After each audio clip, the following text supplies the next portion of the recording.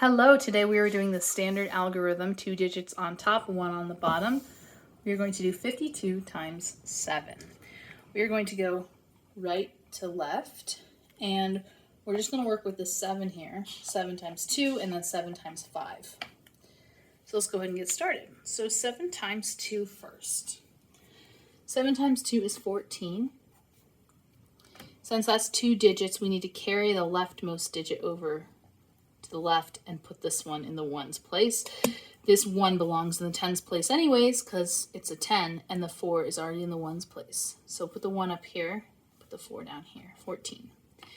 Now we're done with the 2, so we're just going to move on and we'll do 7 times 5. And whatever we get here, we're just going to add this 1 in.